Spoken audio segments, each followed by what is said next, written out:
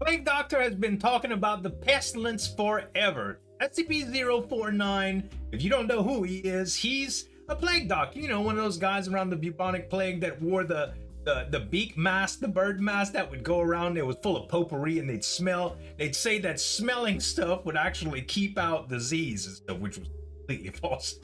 But the Plague Doctor has been going around killing people, turning them into undead since he went anomalous, or when he was discovered as an anomaly. And he says that most people have something called a pestilence, which he wants to cure by turning them into these undead things, killing them essentially as well. And it's been a mystery ever since that we don't know what the pestilence is. So we're gonna try to find out today. This one's a video from SCP Explained, and we're gonna react to it. Dr. Bradshaw had only been working at the SCP Foundation for a few years. Poor guy. But in that time, he had seen things that had changed him irreparably. I bet. Ancient texts about world-ending It's paid well, abominations. Machines that could spontaneously produce any food or drink from nowhere. Friendly slime monsters with a penchant for tickling. Invisible kleptomaniac women and wannabe heroic men covered in spikes. But one anomaly in particular stuck with him,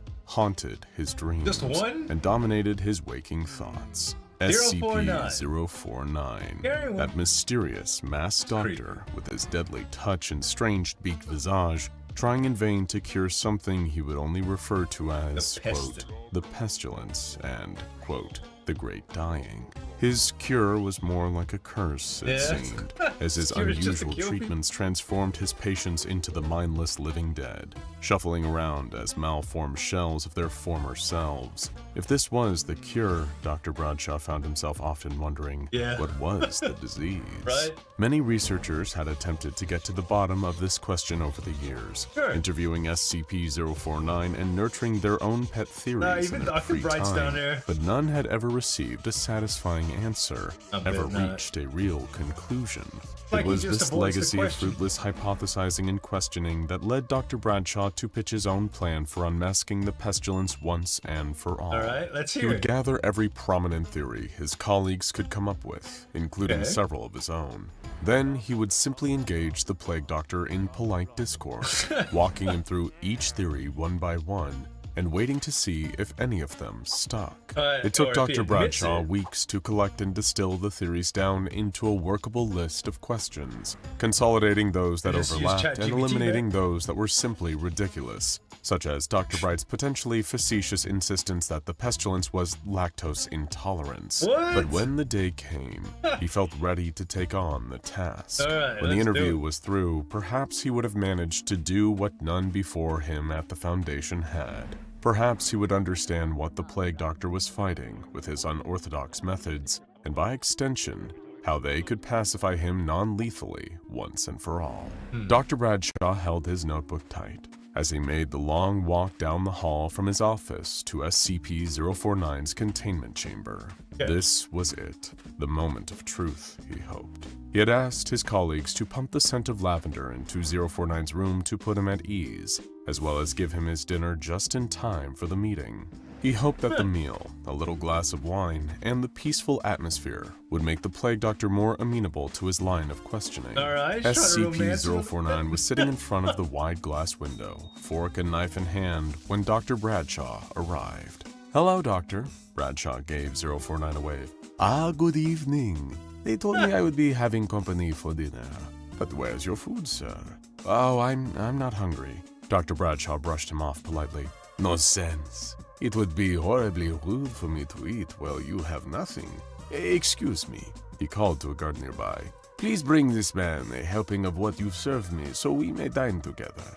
With a sigh, Dr. Bradshaw nodded at the guard, giving him permission to do what the Plague Doctor asked. A few moments later, he too had a tray with a plate of fish and roasted vegetables and a small cup of wine on the side. "Now, may I ask you some questions?" The Plague Doctor nodded. "Indeed. What is it that I can do for you?" "I was hoping you could teach me more about the pestilence." Dr. Bradshaw began delicately. The Plague Doctor perked up. "Have you come to assist me with my work? My dear fellow, why did you not say so from the start? It would be my honor to provide you with all the knowledge I possess on this subject, if you intend to lend a hand." I just want to understand more about it first, Dr. Bradshaw said. It wasn't quite a lie. Not really. Not really. He did want to understand. He flipped open his notebook, scanning the page for the first of the posited theories he had gathered. Is it possible that what you refer to the pestilence, you're talking about pain as a whole? The plague doctor cocked his head to the side. What do you mean?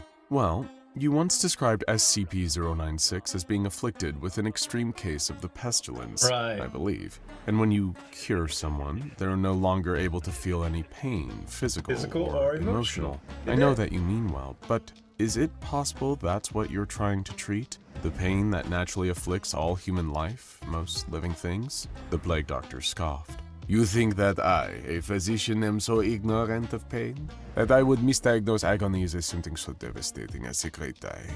If you are here to insult me, sir, I will simply ask that you leave. I'm sorry, that was not my intention. Please, let me stay. I promise I'm only here to try and understand. Will you withhold judgment until I'm finished? One man of science to another? The plague doctor paused, mulling this over. He nodded. I will hear your questions and do my best to answer them. Thank you. Dr. Bradshaw smiled and returned to his notes. So, you have been in the field of medicine for quite some time, and I imagine you have studied a variety of sciences. You work with a lot of liquids and substances none of us have ever encountered before. Were they the result of alchemy, used to balance the humors of your patients? I was curious if your treatments and if the pestilence itself is thaumaturgical in nature. That is to say, well, magical. Right. The plague doctor let out a sharp laugh at this. Magique. Sir, I am no magician, nor am I an alchemist, as I have never formally studied alchemy in any form. Right. The humors, of course, must be balanced for proper health, but that has nothing to do with alchemy, in my opinion. How is your black bile? You appear to have an excess of it. Do you experience a great deal of stomach pain? Dr. Bradshaw rushed to steer the topic away from him and his health, lest the plague doctor offer to treat him. Right. Not particularly. Next question. His eyes returned to his notes. Let's see. We've noticed that you seem to cure those who are most afraid of death and dying. And when you first arrived at our facility, you stated that there was less pestilence here than other places you had been. Most of our staff have seen enough death and misfortune that it no longer frightens us. We're inoculated against it, essentially. One researcher working with you was afraid of death at first, but as he came to accept it as an inevitability, you said that he was no longer infected. Is the pestilence fear itself? Or more specifically, the fear of death? The plague doctor mulled this over. One's outlook, one's attitude can impact their health. It is easier to fight a disease when one does not let fear take over. But other than that, I'm afraid I do not understand your question. The pestilence is simply what it is. Why are you more preoccupied with categorizing it than curing it? I believe that to understand something is to know how to fight it. Dr. Bradshaw answered simply. We may differ there, but you may continue. I'm grateful for the company, and for your desire to understand. Misguided though it may be. Thank you, Doctor. I wanted to ask you, are you familiar with the Scarlet King? The plague doctor's expression did not change. 999. I have seen the rise and fall of many monarchs in my time. Why would you ask me about this Scarlet King? That wasn't a no. Well, Dr. Bradshaw began. According to legend, one of his many daughters was Pestilence, a bringer of disease and destruction. Is she the one you intend to fight? I know not every single form the Pestilence takes, only the grip it has on this world. SCP-049 answered, For your sake, I would advise you to avoid speaking of such matters. That king, he is not a thing you wish to face. Yeah, Dr. Bradshaw jotted down a quick note in the margin of the page. Scarlet King connection possible. Then he returned to his line of questioning. Have you spoken with SCP-343? I have. The plague doctor nodded. And what did he tell you? It is not worth going into here. According to him, the pestilence that you refer to is humanity's free will. You were changed by something a long time ago, a tragedy that turned you towards your work. You came from a dark place, one of the places even 343 can't see. Is that true? I will not answer that question. It is an insult, SCP-049 said. Again, not a no exactly, but still Dr. Bradshaw did not want to push too hard, too soon. and risk the doctor terminating their conversation. My apologies, I'll shift to something different. You once treated the bubonic plague, correct? SCP-049 shook its head. No, I am not familiar with that particular condition. Dr. Bradshaw had prepared he wasn't even for a this. doctor. He pulled a medical illustration from his notebook, depicting a victim of the Black Plague. What about something like this? SCP-049 sighed. Ah, now this ailment I have encountered before. I did my best to treat it, but it was stubborn. Is it related to the pestilence? Dr. Bradshaw asked. Not necessarily. 049 said nothing more than that. He took a sip of wine, ate a bite of potato. He wasn't going to offer any more insight into that particular theory, it seemed. I mean no offense with this next question, but Doctor, have you always lived here, on this planet? Or did you make your way here from another world of some kind? Perhaps the pestilence came from wherever you did. The world has changed around me a great deal in my life, SCP-049 said. But I have always been here, at least as best as I can recall. He seemed to be telling the truth, but with that unmoving, inscrutable expression, it was difficult to be sure. This next theory would be extremely difficult to float without offending 049, but Dr. Bradshaw had to try. He needed to do his due diligence. Are you familiar with the story of Typhoid Mary? He would ease into the idea. That would probably be best. I am not. SCP-049 sounded puzzled. She was an asymptomatic carrier of typhoid, Dr. Bradshaw explained. As others grew sick around her, she remained healthy and well. She had no idea that as she worked as a cook in the houses of wealthy families, she was infecting them with a deadly disease. It was not any moral failing of her own. She didn't understand what she was doing, but she still spread the virus throughout her community. Stop right there. The plague doctor's tone was stern, tense. I know what you are suggesting, and it offends me to my core. If you do not cease these vile implications, I will be forced to end our talk here and now. I am a physician, sir. I do not endanger my patients so recklessly. I understand. Better to leave that theory alone for now. You said that you have always been here, but I do have to ask, have you ever heard of a place called Alagara? There are those that claim you once lived there, that you came from that kingdom. I have never heard that name that I can recall, but I have lived a long life. Perhaps I have forgotten. What nation does that belong to? Dr. Bradshaw paused. It was his turn to be stumped. I'm not sure. Do you know who the Black Lord is? He couldn't be certain, but he thought he saw SCP-049 frown. Villain, I'm not familiar with 049. He grumbled under his breath. I banish him from my thoughts, that he may never again enter my sight. His gloved hands clenched into fists, and Dr. Bradshaw jotted down another note in the margins. So they're enemies. The Black Lord. He had devoted plenty of time to everyone else's theories. It was time for one that he had been earnestly considering. Okay. Doctor, it is my opinion that the pestilence may be connected to emotional state or heart rate, perhaps both. When you treat your patients, do you remove the heart or the amygdala to address those issues? What? I've noticed heart removal during a handful of your procedures. You have a keen eye, SCP-049 enthused. However, I do not always remove the heart. It varies greatly from patient to patient, you see. For some, the heart is a crucial part of the infection. For others, it impacts the brain. Others still the liver or the larger nervous system. That is why it is so difficult to treat, you see. It can manifest in seemingly infinite ways. But what about emotions? Like cancer. Negative impulses, cruelty, selfishness, hatred. Is that a component? I was reviewing your file and you mentioned an excess of the pestilence in the home of a wealthy man known for exploiting his workers and mistreating his family. When you were cross-tested with SCP-682, you remarked that the pestilence did not only impact humans, suggesting the anomaly was also infected. And you cured your patients. Well, they don't seem to have a hateful impulse in their bodies. Hate can be a disease. The plague doctor took another bite of food, chewing slowly. When he swallowed, Dr. Bradshaw expected him to elaborate on this thought, but he didn't. So, Dr. Bradshaw broke the silence. The four horsemen of the apocalypse, the ones that bring about the end of the world. War, famine, death, and pestilence. There have been stories about them for thousands of years. Do you know Pestilence personally? Are you protecting us from him from the end of days? SCP-049 scoffed. I work in science, not stories. I intend no disrespect to your beliefs, but surely you hear how absurd that sounds. He's so polite. Pestilence does not ride in on a horse. It resides in the body. You've lost patients before, haven't you? Every physician has if what they are treating is severe. It never gets any easier to do so, I'm sure. Have you ever lost someone special to you, though? Done something you truly regret? Perhaps the pestilence was a manifestation of some guilt or trauma, some shame he could never truly let go. Every man has regrets. Do you not have those secret shames, Doctor?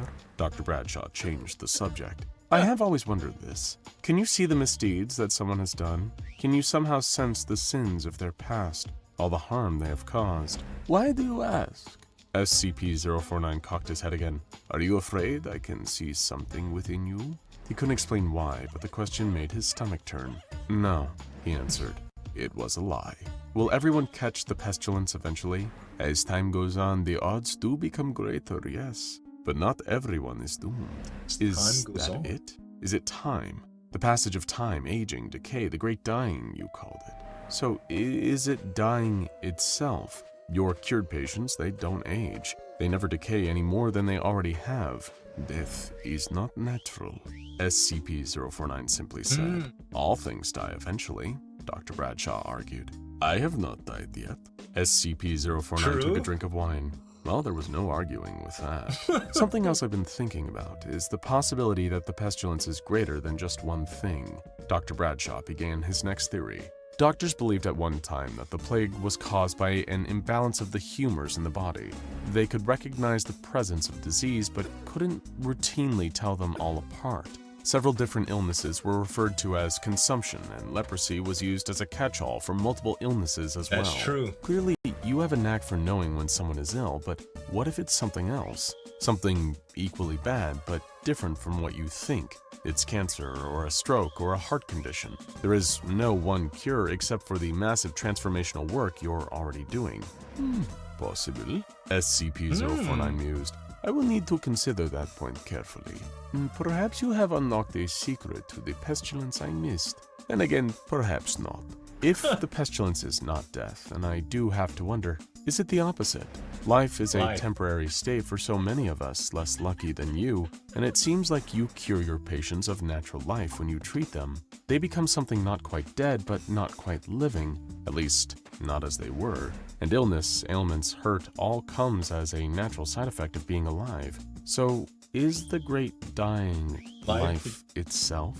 I do not understand the question, and thus I will not respond to it, SCP-049 stated. Dr. Bradshaw could sense that the plague doctor was growing frustrated, getting tired of so many questions that poked at his beliefs, his research, and his process. Is the pestilence natural or something man-made? Humans have created diseases before or caused them to mutate or worsen them with chemicals we invent. Have you heard of Agent Orange? I don't mean to digress, but my point is, it's not unheard of for people to be responsible for a disease. I wonder, is the pestilence something that developed on its own, or is it our doing? A biological weapon, a synthesized virus, or artificial mutation created by other scientists? Or maybe... Dr. Bradshaw paused here, referring once more to his notes. Is it sin? Greed, lust, wrath, pride, envy, gluttony, sloth? Maybe not that biblical, that exact, but is it evil? The sort of thing that rots away at a human soul. Not a plague of the body, but of the very essence, and the only way to cure it is to rip the whole thing out and start over. You seem to have the answers in mind before you ask me these questions, Doctor. I will allow you one more before I take my leave. I have found this whole ordeal quite exhausting. Dr. Bradshaw nodded. Okay, just one more. Is it something unnatural, not man-made, not of nature, viruses, or bacteria, but something else altogether? Something from another dimension, another world, or the spaces in between. Cosmic disease? You've been cagey about the nature of the pestilence for as long as you have been here, and I understand if you are just being cautious, but I can't help but wonder if there is something else to the reason you keep so much to yourself. You promised to tell me about the pestilence, but you've barely responded to most of my questions except to dismiss my ideas. Is the pestilence something that spreads by thought, that lives in the consciousness or the subconscious of us all, waiting, dormant, for something to activate it and set the sickness free? The plague doctor set down his fork with a clatter. I respect your scientific curiosity, but there are things I cannot share with you. For my safety, for yours, for everyone's, do take care, Doctor. You too. Dr. Bradshaw Dang. stood from his chair, We still don't collecting know. his notes and preparing to leave. One final thing. Dr. Bradshaw turned back to face the Plague Doctor. Yes? Those dark eyes watched him from inside the mask. Do you see any of the pestilence in me? The silence that passed between them felt like an eternity. Then SCP-049 spoke. No, sir, I do not. Wow. But one day, that could change. As Dr. Bradshaw made his way back to his office, the words echoed in his mind, and he couldn't make up his mind whether they were comforting or troubling. It's true. He had gone into the meeting with questions, but now he had even more than he started So with. do I. Now go check out A Day in the Life of man. SCP-049. The way that meeting ended was so weird. Like, he said at the last part, if it was unnatural or something like that from outer space, he avoided that question, specifically saying there's stuff that he couldn't share, meaning that the doctor could have actually named something that was responsible or did have to do with the pestilence, but the doctor didn't want to share it. And then he told him he didn't have any, or if he wasn't affected yet, meaning that it could happen, which he mentioned before. So I have no idea. We still don't know what the dadgum pestilence. We'll find out one day. At any rate, guys, this was really good. I hope you enjoyed it. Make sure to check out this video if you think that one was great.